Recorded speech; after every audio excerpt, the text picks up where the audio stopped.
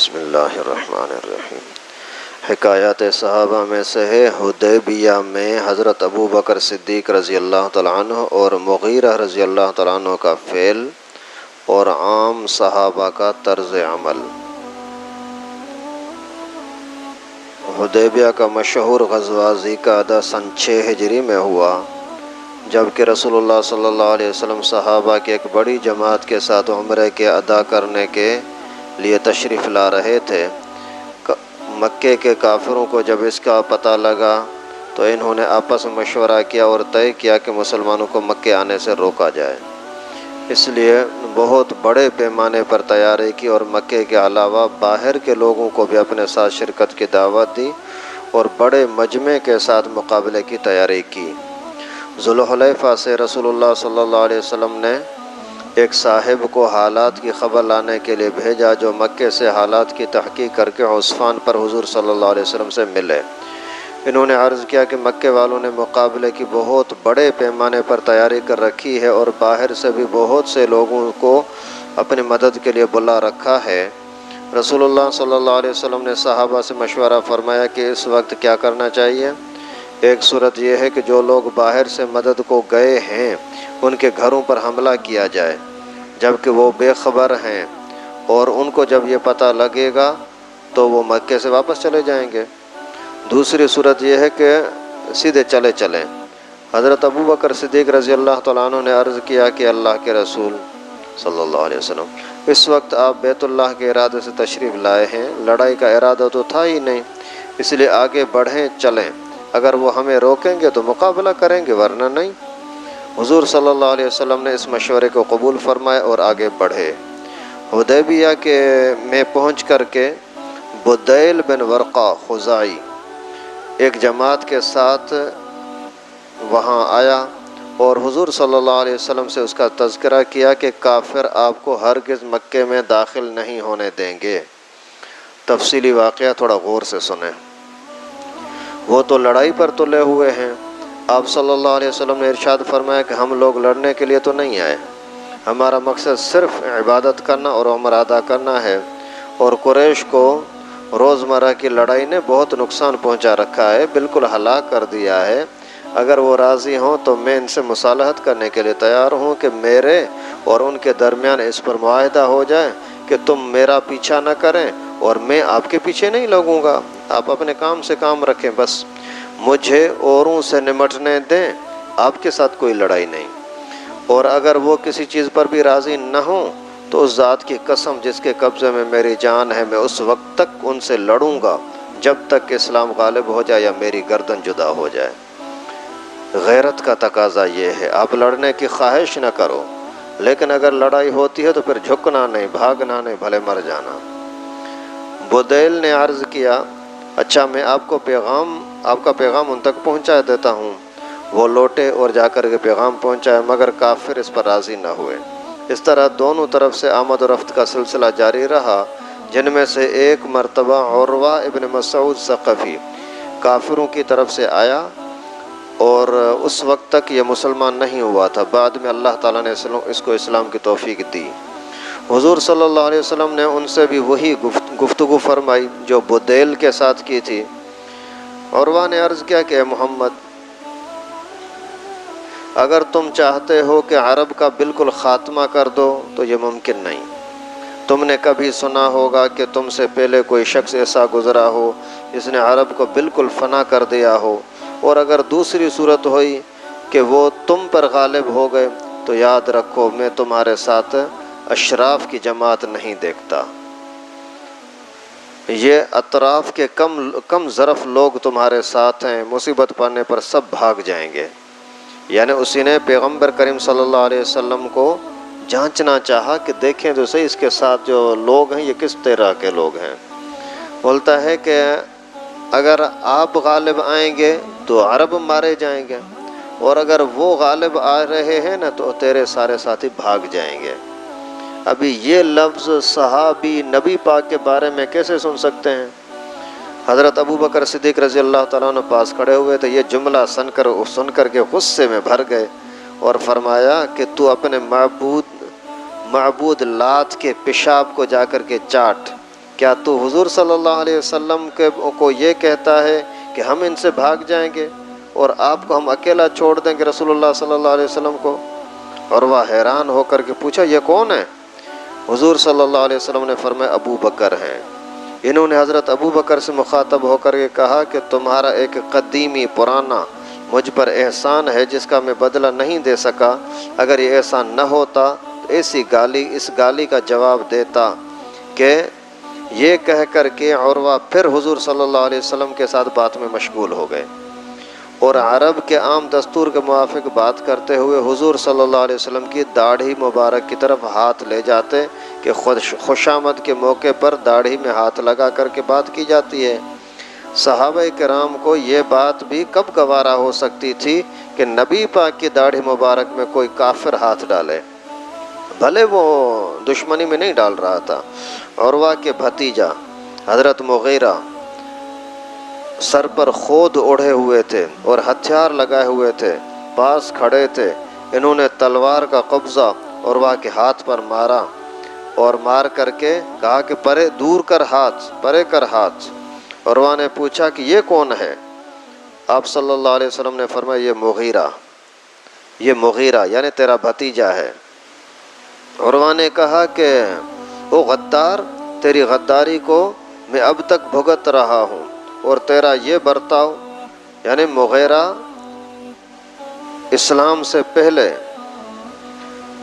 نے اسلام سے پہلے چند کافروں کو قتل کیا تھا جس کی دیت عروہ نے ادا کی تھی۔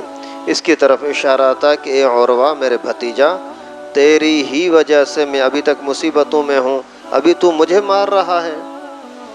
غرض وہ طویل گفتگو حضور صلی اللہ علیہ وسلم کے ساتھ کرتے رہے، نظریں بچا کر صحابہ کرام کے حالات کا اندازہ بھی کرتے جاتے تھے۔ اس کا ایسی باتیں کرنا، اس کے اندر مقصد اس کا یہ تھا کہ دیکھو صحابہ اس پر کتنی محبت کرتے ہیں، کتنا قربان جاتے ہیں۔ چنانچہ واپس جا کر کے کافروں سے کہا کہ اے قریش، اے لوگو، میں بڑے بڑے بادشاہوں کے ہاں گیا ہوں، قیصر کے پاس گیا، کسریٰ کے پاس گیا، نجاشی کے دربار کو دیکھا اور ان کے آداب کو بھی دیکھا ہے۔ خدا کی قسم میں نے کسی بادشاہ کو نہیں دیکھا کہ اس کی جماعت اس کی ایسی تعظیم کرتی ہو جیسی کہ محمد صلی اللہ علیہ وسلم کی جماعت ان کی تعظیم کرتی ہے۔ اور عروہ نے بولا کہ میں نے دیکھا کہ پیغمبر کریم اگر تھوکتے ہیں تو جس کے ہاتھ پر تھوک کا پانی پڑ جائے نا تو وہ اپنے بدن اور منہ پر مل لیتا تھا، اور جو بات محمد صلی اللہ علیہ وسلم کے منہ سے نکلتی ہے اس کے پورا کرنے کو سب کے سب ٹوٹ پڑتے ہیں۔ ان کے وضو کا پانی آپس میں لڑ کر تقسیم کرتے ہیں کہ قطرہ قطرہ ایک ایک آدمی کے جسم کو لگ جائے، لیکن زمین پر گرنے نہیں دیتے۔ اگر کسی کو قطرہ نہ ملے تو وہ دوسرے کے تر ہاتھ سے ہاتھ ملا کر اپنے منہ پر مل لیتا ہے۔ ان کے سامنے بولتے ہیں تو بہت نیچی آواز سے بولتے ہیں، ان کے سامنے زور سے نہیں بولتے، ان کی طرف نظر اٹھا کر ادب کی وجہ سے دیکھتے بھی نہیں ہیں۔ اگر ان کے سر یا داڑھی کا کوئی بال گر جاتا ہے تو اس کو تبرکاً برکت کی خاطر اٹھا لیتے ہیں، اس کی تعظیم اور احترام کرتے ہیں۔ غرض میں نے کسی جماعت کو اپنے آقا کے ساتھ، اپنے استاد کے ساتھ اتنی محبت کرتے نہیں دیکھا جتنی محمد کی جماعت اس کے ساتھ محبت کرتی ہے۔ اسی دوران میں حضور صلی اللہ علیہ وسلم نے حضرت عثمان رضی اللہ تعالیٰ عنہ کو اپنی طرف سے قاصد بنا کر کے سرداران مکہ کی طرف بھیجا۔ حضرت عثمان رضی اللہ تعالیٰ عنہ کے باوجود مسلمان ہو جانے کے مکے میں بہت عزت تھی اور ان کے متعلق زیادہ اندیشہ نہ تھا کہ کوئی اس سے لڑے گا، اس لیے انہی کو تجویز فرمایا کہ یہ جائے۔ وہ تشریف لے گئے تو صحابہ کرام کو رشک ہوا کہ عثمان تو مزے سے کعبے کا طواف کر رہا ہوگا۔ حضور صلی اللہ علیہ وسلم نے فرمایا مجھے امید ہے کہ وہ میرے بغیر طواف نہیں کریں گے۔ چنانچہ حضرت عثمان رضی اللہ تعالیٰ عنہ مکے میں داخل ہوئے تو ابان ابن سعید نے ان کو اپنی پناہ میں لے لیا اور ان سے کہا جہاں دل چاہے چلو پھرو، تم کو کوئی روک نہیں سکتا۔ حضرت عثمان ابو سفیان وغیرہ مکے کے سرداروں سے ملتے رہے اور پیغمبر کریم صلی اللہ علیہ وسلم کا پیغام پہنچاتے رہے۔ جب واپس ہونے لگے تو کافروں نے خود درخواست کی کہ تم مکے میں آئے ہو تو طواف کر کے جاؤ۔ انہوں نے جواب دیا کہ مجھ سے یہ نہیں ہو سکتا کہ رسول اللہ صلی اللہ علیہ وسلم کو تو تم روک دو اور میں طواف کر لوں، ایسا نہیں ہو سکتا۔ قریش کو اس جواب پر غصہ آیا، جس کی وجہ سے انہوں نے حضرت عثمان رضی اللہ تعالیٰ عنہ کو وہاں بند کر دیا، روک دیا کہ آپ کو واپس جانے نہیں دیں گے۔ مسلمانوں کو یہ خبر پہنچی کہ ان کو شہید کر دیا ہے۔ اس پر رسول اللہ صلی اللہ علیہ وسلم نے صحابہ سے آخر دم تک لڑنے کی بیعت لی۔ جب کافروں کو اس کی خبر پہنچی تو گھبرا گئے اور حضرت عثمان رضی اللہ تعالیٰ عنہ کو فوراً انہوں نے چھوڑ دیا۔ فائدہ: اس قصے میں حضرت ابو بکر صدیق رضی اللہ تعالیٰ عنہ کا ارشاد، حضرت مغیرہ کا مارنا، صحابہ کرام کا عام برتاؤ جس کو عروہ نے بہت غور سے دیکھا، حضرت عثمان رضی اللہ تعالیٰ عنہ کا طواف سے انکار، ہر واقعہ ایسا ہے کہ حضور صلی اللہ علیہ وسلم کے ساتھ بے انتہا عشق اور محبت کی خبر دیتا ہے۔ یہ بیعت جس کا اس قصے میں ذکر ہے بیعت الشجرہ کہلاتی ہے۔ قرآن پاک میں بھی اس کا تذکرہ ہے، اور اللہ تعالیٰ نے سورہ فتح کی آیت میں فرمایا لقد رضی اللہ عن المؤمنین، اس میں اسی ہی بیعت کا تذکرہ فرمایا ہے۔ ابھی اس واقعے کے اندر واضح طور پر جو کچھ تفصیل تھا خود ہی بتا دیا حضرت نے کہ اللہ کے نبی صلی اللہ علیہ وسلم کے ساتھ اس زمانے کے مسلمانوں کا کیا برتاؤ تھا، کیا محبت تھی۔ آج کے لوگ بھی اگر مسلمان اپنے آپ کو کہلاتے ہیں اور رسول اللہ صلی اللہ علیہ وسلم کے امتی کہنے کا دعویٰ کرتے ہیں کہ ہم نبی پاک کے امتی ہیں، تو تمہارے اوپر بھی لازم ہے کہ اللہ کے رسول کی محبت کے اندر کٹ جاؤ، مر جاؤ، جو کچھ کرنا پڑے کرو، لیکن جھکنا نہیں، بکنا نہیں، ہٹنا نہیں۔ جان اللہ نے دی ہے، اللہ کی خاطر، اللہ کے رسول کے دین کی خاطر اگر جان چلی جائے تو یہ اللہ کا آپ کے اوپر احسان اور کرم ہوگا، ورنہ جان تو ویسے بھی جانی ہے۔ اللہ تعالی ہمیں بھی سچا عشق، سچی محبت نصیب فرمائے۔ فضائل قرآن میں سے ہے حضرت عبداللہ بن عمر کی روایت ہے، قال قال رسول اللہ صلی اللہ علیہ وسلم یقال لصاحب القرآن اقرأ ورتق ورتل کما کنت ترتل فی الدنیا فإن منزلک عند آخر آیت تقرأها، کہ رسول اللہ صلی اللہ علیہ وسلم نے فرمایا کہ قیامت کے دن صاحب قرآن سے کہا جائے گا کہ قرآن شریف پڑھتا جا اور جنت کے درجوں پر چڑھتا جا، اور ٹھہر ٹھہر کر پڑھ جیسا کہ تو دنیا میں ٹھہر ٹھہر کر پڑھتا تھا، بس تیرا مرتبہ وہی ہے جہاں آخری آیت پر پہنچے۔ صاحب قرآن سے بظاہر حافظ قرآن مراد ہے، اور ملا علی قاری رحمۃ اللہ علیہ نے بڑے تفصیل سے اس کو واضح کیا ہے، یہ فضیلت حافظ ہی کے لیے ہے، ناظرہ پڑھنے والا اس میں داخل نہیں ہے۔ اول اس وجہ سے کہ صاحب قرآن کا لفظ اسی ہی کی طرف مشیر ہے، دوسرا اس وجہ سے کہ مسند احمد کی روایتیں حتیٰ یقرأ شیئا معہ، یہاں تک کہ پڑھے جو کچھ قرآن پاک اس کے پاس ہو۔ خیر اس حدیث مبارکہ میں واضح طور پر آیا کہ صاحب قرآن کو، قرآن والوں کو اللہ کے نبی نے دنیا میں ہی بتا دیا کہ تمہارے ساتھ قیامت کے دن کیا برتاؤ کیا جائے گا۔ بہت اہم بات اللہ کے نبی نے اس حدیث مبارکہ میں سمجھائی کہ قرآن والوں کے ساتھ قیامت کے دن کیا برتاؤ ہوگا۔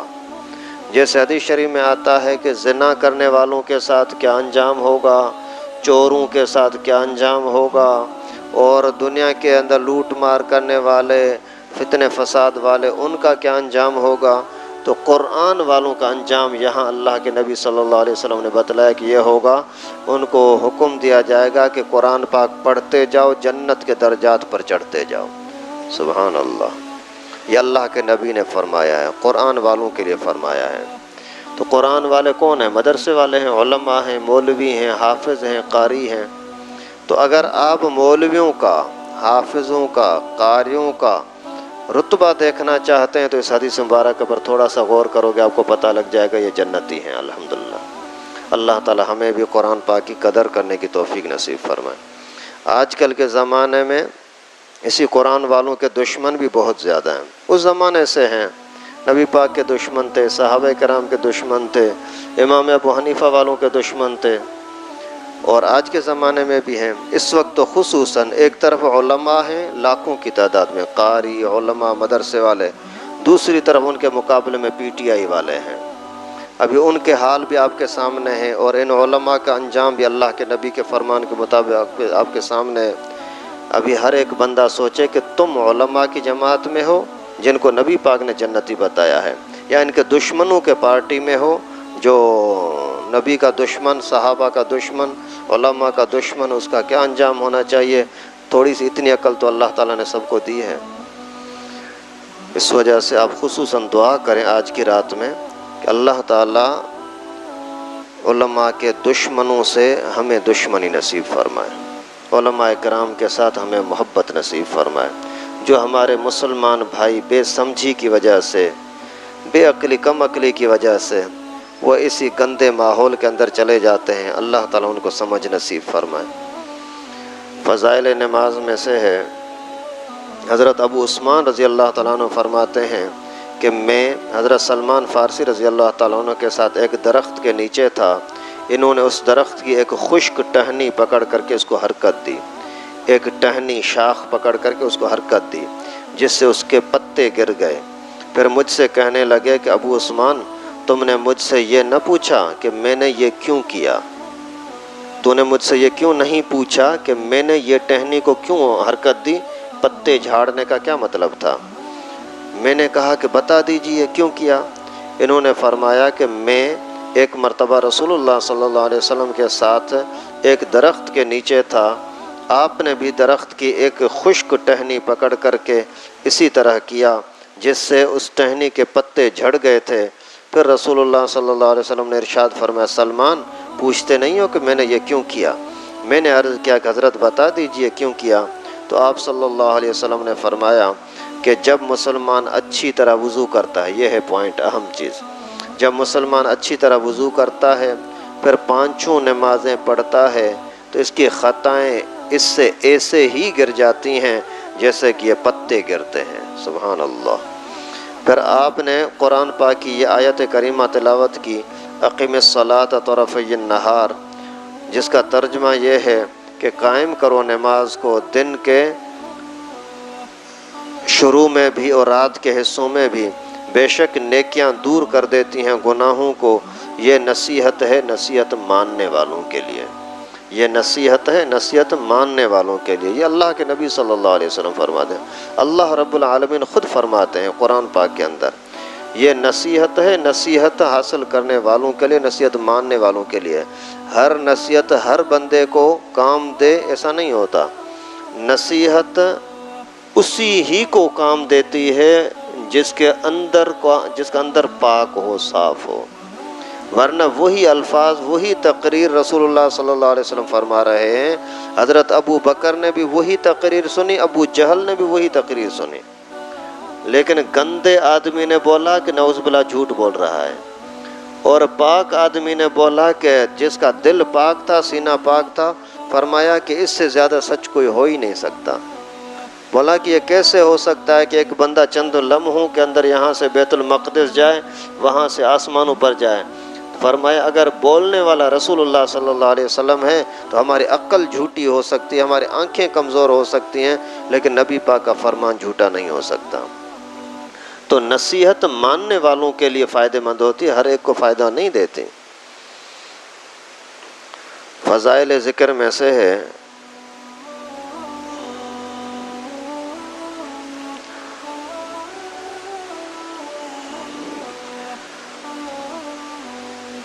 حضرت ابو ہریرہ رضی اللہ تعالیٰ عنہ سے روایت قال سمعت رسول اللہ صلی اللہ علیہ وسلم یقول الدنیا ملعونۃ والملعون ما فیها الا ذکر اللہ وما والاه وعالما ومتعلما، کہ رسول اللہ صلی اللہ علیہ وسلم نے فرمایا کہ دنیا ملعون ہے، دنیا پر لعنت ہے۔ دنیا ملعون ہے مانا دنیا پر لعنت ہے، اور جو کچھ دنیا میں ہے سب کے سب ملعون ہے، سب پر لعنت ہے، اللہ کی رحمت سے دور ہیں، مگر اللہ کا ذکر اور وہ چیز جو اس کے قریب ہو، اور عالم اور طالب علم۔ دنیا پر لعنت، دنیا کے سب چیزوں پر لعنت، سوائے اللہ کے ذکر کے، یا وہ کام جو اللہ کے ذکر کے قریب لے آئے، یا عالم یا طالب، یہ اللہ کی لعنت سے بچے ہوئے ہیں۔ فائدہ۔ اس کے قریب ہونے سے مراد ذکر کے قریب ہونا بھی ہو سکتا ہے، اور اس صورت میں وہ چیزیں مراد ہوں گی جو اللہ کے ذکر میں معین اور مددگار ہوں، جن میں کھانا پینا بھی بقدر ضرورت داخل ہے۔ یعنی ہر وہ چیز، کھانا پینا، کام کاج، کاروبار، مزدوری، یہ ساری چیزیں اگر اس لیے کرتے ہو کہ اللہ نے زندگی دیے، کھاؤں پیوں، اللہ کی عبادت کروں، تو یہ کھانا پینا بھی اللہ کا ذکر ہے۔ لیکن اگر کوئی کام آپ جائز کام بھی کر رہے ہو لیکن نیت خراب ہے، تو پھر اسی کام کے اندر فائدہ نہیں ہے، وہ پھر برکت سے خالی ہوتا ہے۔ یعنی 4 چیزیں ہو گئیں جو لعنت سے بچانے والی ہیں۔ ایک اللہ کا ذکر، دوسرا کوئی بھی ایسا کام جو اللہ کے ذکر کیا کے لیے فائدہ مند ہو، تیسرا عالم یعنی مولوی، چوتھے نمبر پر طالب علم، یہ رسول اللہ صلی اللہ علیہ وسلم نے بتلایا۔ اللہ تعالیٰ سے دعا ہے کہ ہم سب کو ہر کام دین کے مطابق کرنے کی توفیق نصیب فرمائے۔ جو کچھ پڑھا سنا اپنی بارگاہ میں قبول فرمائے۔ اللہ تعالیٰ اس رات کی، اس دن کی برکتیں نصیب فرمائے۔ جو کمی کوتاہی ہو گئی اللہ تعالیٰ ہم سب کو معاف فرمائے۔ وآخر دعوانا ان الحمد